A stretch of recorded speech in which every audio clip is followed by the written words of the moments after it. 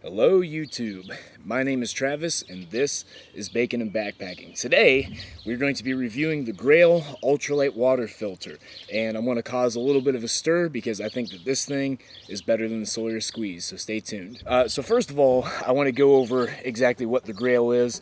It's a very simple three-piece design. You've got your threaded lid, dirty water, clean water. There's your filter, right? Basically you fill this up, go ahead and press down and it will filter the water up through there and you will have clean water. So what I'm going to do is I'm going to start with a couple different product specs from Grayl so you kind of get an idea of what it is if you've never seen it or if you've never heard of it. So a couple of the specifications, the Grayl, the ultralight version, has a 16-ounce capacity. So this bottle can hold 16 fluid ounces. The bottle itself, everything all included, does weigh 11 ounces. And, that's one of the drawbacks to the system is it is a little bit bigger and a little bit heavier. So you can filter 2 liters per minute through this system, which isn't, super fast or super slow. It's pretty average. And the cartridge life on this thing is going to be about 40 gallons, which I find to be probably pretty accurate. Typically, I'm going to replace that cartridge, about once per season. Couple of cool points about the Grayl is it is made in the USA and it does have a 10-year warranty on it. So I kind of wanted to go into, comparing this to the Sawyer Squeeze a little bit. I have used both systems, and I've used a couple other systems that aren't related to these ones as well. So I wanted to go over some pros and cons. So some advantages that the Grayl has over the Sawyer system. First of all, the Grayl does filter out viruses. The Sawyer Squeeze does not. The big draw for me is that this filters out heavy metals, whereas the Sawyer Squeeze does not. The areas that I backpack in Ohio and some of the ones in Pennsylvania, a lot of old mining operations around there. There's heavy metals in the water system, and if you use the Sawyer, not getting those out of there. The Grayl will filter those out. The other cool thing about the Grayl is that unlike the Sawyer, this can actually freeze, and you can allow it to freeze 3 times. And then after the 4th one, Grayl says that it's no longer, trustworthy.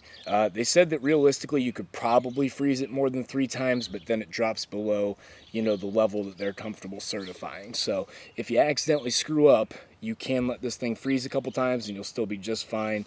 You're not going to get sick. Another kind of strange benefit to the Grayl, and I wouldn't say it's strange, but it's something that people don't think about. It is an extra container. So, you can increase, your water capacity if you need to kind of, stockpile some water, if you've got, a long time in between, water crossings and stuff like that.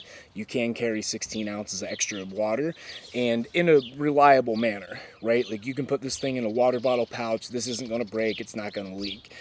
Whereas that, the fill bag on the Sawyers, they very well could leak, and they do sometimes, okay, which is, we'll get into that in a second. So some cons of the Grayl versus the Sawyer. So the Sawyer has a couple of advantages on the Grayl. One, the Sawyer is much lighter. It also is not as bulky. It takes up less space. The Grayl, this cannot be, cleaned in the field.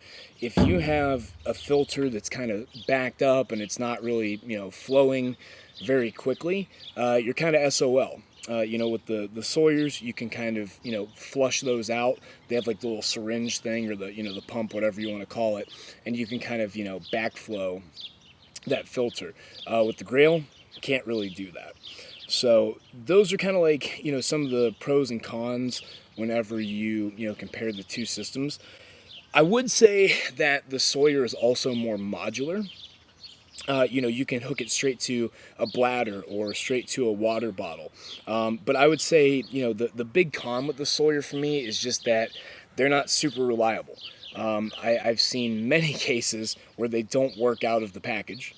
That's a big problem. I've seen them break in the field quite a bit. Generally not the filter. It's generally the bag, like the water bag. The seal breaks or something like that. and then your bag doesn't hold water anymore, and it's, you know, inside your pack or whatever, and it's leaking, getting all over your gear, stuff like that. So I think the bag system is really the big downfall to the Sawyer. But the Sawyer is, you know, less than half the cost. So, you know, the Grayls are retailing anywhere from like $70 to $90, just kind of depending on, you know, when and where you pick it up. So they are more expensive, but they are more robust, they are more reliable, and they do filter out, you know, more things and have more uses, you know, than the Sawyer filters. So that's kind of where I stand with that.